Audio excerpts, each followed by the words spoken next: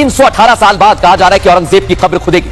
छत्रपति संभाजी नगर में पुलिस सुरक्षा बढ़ा दी गई है। औरंगजेब की कब्र के आसपास सुरक्षा बढ़ गई है। एसआरपी के एक बैच को और बढ़ा दिया गया है। कब्र के आसपास 2 अधिकारी तैनात किए गए हैं, साथ ही 15 कर्मचारियों की तैनाती की गई। कई जगह पर नाकेबंदी कर दी गई है और कब्र पर जाने वाले हर शख्स की चेकिंग की जा रही है ताकि कोई गड़बड़ी ना हो। यानी एक तरफ दर्शक बजरंग दल है, दूसरी तरफ विश्व हिंदू परिषद है और इसकी चेतावनी को देखते हुए छत्रपति संभाजी नगर की सुरक्षा बढ़ा दी गई है। तो दूसरी तरफ हिंदू संगठन, हिंदू धर्मगुरुओं का समर्थन लगातार उन्हें मिलता जा रहा है और इस पर राजनीतिक पारा भी उसी रफ्तार से बढ़ने लगा है। वीएचपी और बजरंग दल ने कार सेवा का ऐलान किया तो साधु संत इनके समर्थन में उतर आए। साधु संतों ने ये भी हुंकार भर दी कि अगर औरंगजेब की कब्र को जल्द से जल्द नहीं हटाया गया तो बाबरी जैसा आंदोलन होकर रहेगा। महाराष्ट्र सरकार को निवेदन है कि महाराष्ट्र में औरंगजेब की कोई जरूरत नहीं है, उसकी कब्र तुरंत ध्वस्त की जाए। इसके लिए विश्व हिंदू परिषद, बजरंग दल आदि ने समर्थन किया है। ऐसा नहीं हुआ तो सभी हिंदुत्ववादी संगठनें वहां जाके कार सेवा करेगी। औरंगजेब की कब्र यहाँ से हटाई जाए। अगर वो एएसआई मॉन्यूमेंट के अंदर भी आता है तो जो कानून है वो कानून की प्रक्रिया से उसमें बदलाव लाके वो कब्र महाराष्ट्र से हटाई जाए, ऐसी सभी संत महात्माओं की मांग है। साधु संत हिंदू संगठन के समर्थन में एकजुट हो रहे हैं तो मौलानाओं ने इसके खिलाफ आवाज बुलंद कर ली है, लेकिन इस पर भी सबके विचार अलग अलग हैं। औरंगजेब सच्चा ईमानदार बादशाह था। उसने सैकड़ों मंदिरों को दान दिया, सैकड़ों मंदिरों को। 2, 4, 5 मंदिर होंगे जो तोड़े होंगे उसने, और वो भी वो तोड़े हैं जिनमें उसके खिलाफ साजिश होती थी। कुछ फर्क नहीं पड़ता, हटाओ नहीं हटाओ। और औरंगजेब को क्या फर्क पड़ता है? औरंगजेब को मरे हुए 320 साल हो गए। औरंगजेब सही है, गलत है, क्या है, ये एकेडमिक दायरे में रहना चाहिए। महाराष्ट्र में छिड़ी इस जंग का असर यूपी की सियासत में भी गर्माहट भर रहा है। सपा सांसद डिंपल यादव इसे बीएमसी चुनाव से जोड़ रही हैं।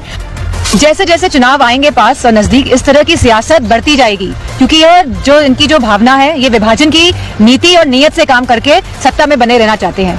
औरंगजेब की कब्र पर छिड़ी जंग अभी थमती नजर नहीं आ रही है, बल्कि बजरंग दल और वीएचपी की चेतावनी के बाद देखना ये होगा कि अब से कुछ घंटे बाद महाराष्ट्र में औरंगजेब पर सियासी रुख किस ओर जाकर थमेगा। औरंगजेब पर छिड़े घमासान के बीच शिवसेना उद्धव गुट के नेता संजय राउत ने पार्टी के मुखपत्र सामना में एक लेख लिखा जिस पर बवाल छिड़ा हुआ है। क्या है उस लेख में, आइए आपको वो बताता हूं।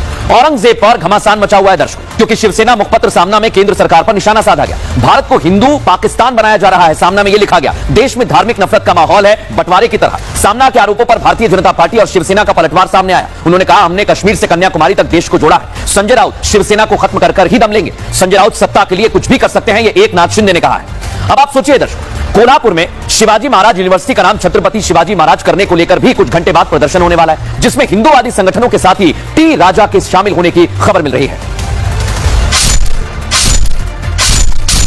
एक तरफ मुगल आक्रांता औरंगजेब की कब्र हटाने को लेकर प्रदर्शन होने जा रहा है, तो वहीं दूसरी तरफ कोल्हापुर की धरती पर भी एक प्रदर्शन की तैयारी की जा रही है। प्रदर्शन हिंदूवादी संगठन और शिवाजी प्रेमी करने वाले हैं, जिसमें शामिल होने वाले हैं बीजेपी विधायक और हिंदुत्व की छवि रखने वाले टी राजा। छत्रपति शिवाजी महाराज के सम्मान में सारा हिंदू मैदान में। कोल्हापुर के सभी हिंदू वीरों, फिर से एक बार मैं राजा सिंह आपके कोल्हापुर आने वाला हूँ। प्रदर्शन की वजह है शिवाजी विश्वविद्यालय का नाम छत्रपति शिवाजी कराना।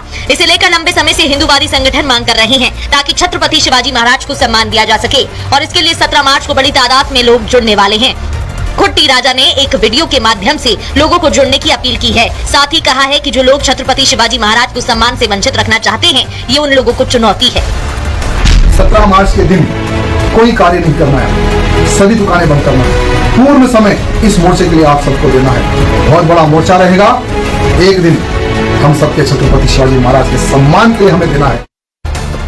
अब आपको राजस्थान के उदयपुर में मनाई जाने वाली होली की तस्वीर दिखाता हूं, जो रंगों से नहीं बल्कि बंदूक, तोपों और तलवारों से खेली जाती है। दरअसल उदयपुर जिले के मेनार गांव में अनोखे तरीके से होली का पर्व मनाया जाता है और इस पर्व में बारूद में होली खेलने का रिवाज है, यानी तोप बंदूक चलाकर बारूद की होली खेली जाती है। इस दौरान पटाखों के साथ साथ बंदूकों की प्रदर्शनी सी लगती है और स्थानीय लोग अपने घर से हथियार लाते हैं और एक साथ इकट्ठा होकर जश्न मनाते हैं। स्थानीय लोगों का मानना है कि यह त्योहार उस ऐतिहासिक जंग को समर्पित है जब मेनार के योद्धाओं ने मुगल सेना को खदेड़ दिया था। उनकी वीरता को याद रखने के लिए हर साल बारूद की होली मनाने की परंपरा चली आ रही है।